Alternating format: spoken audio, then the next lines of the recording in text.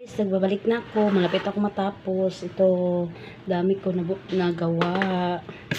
Alam niyo guys, yung bilihan niyo ng saging, yung busok. Ayaw ng mga kuan. Kaya marami ang mabuhat ninyo.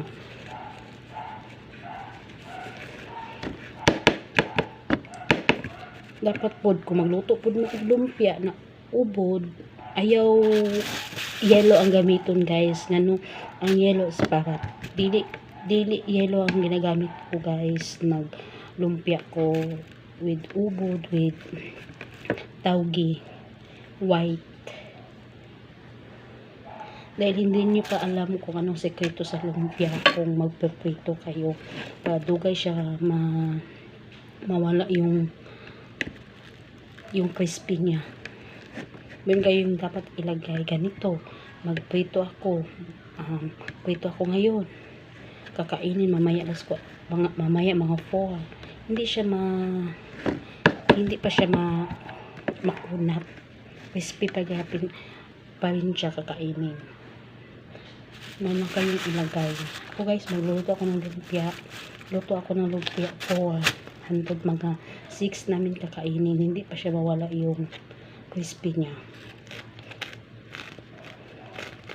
Ang iba, magpili ka ng lumpia sa kanila, kunat na.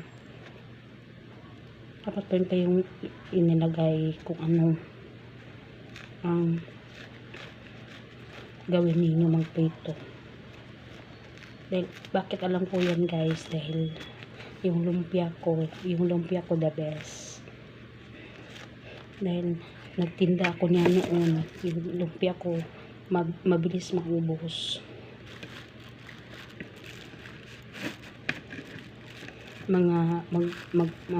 Magawa ko ng lumpia guys mga 7:30. Maubos yung lumpia ko mga 8 o 9. Ganyan.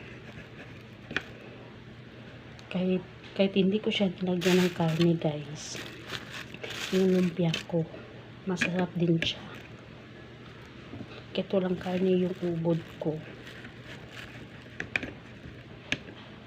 Lagyan niyo guys, kung magluto kayo ng lumpia ubod, lagyan niyo ng mani para masarap yung lumpia na ubod na nilagyan niyo ng mani. Totoo yun guys. Dahil yan ang ginagawa ko, nilagyan ko ng lumpia, yung lumpia ko ng mani. Yung mani walang balat. Dapat yung white lang na mani naman. Para siyang bawang na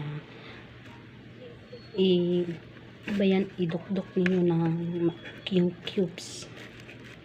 Yan ang gagawin ninyo.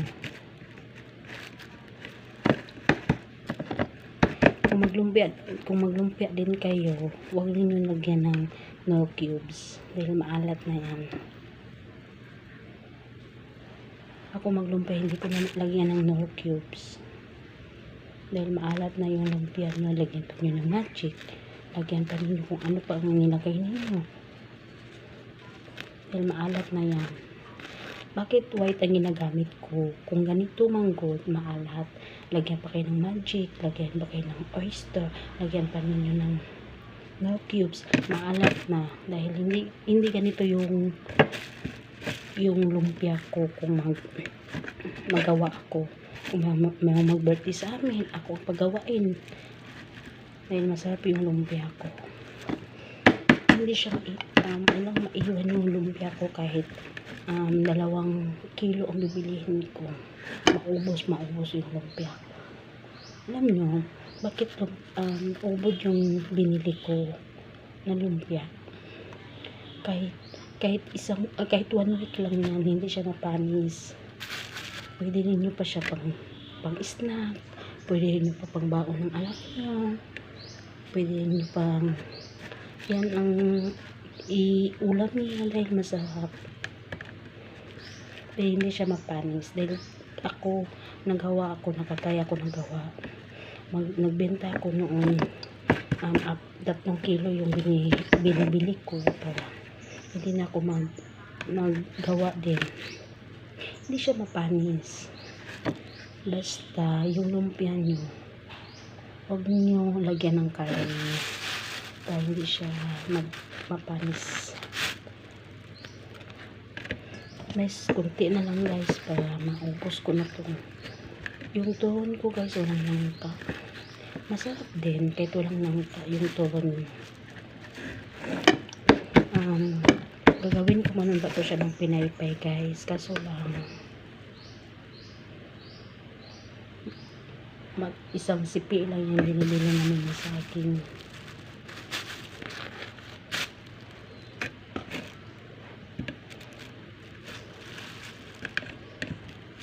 Isang sipi lang. Alam mo guys, marami ako natutunan kung magluto ako.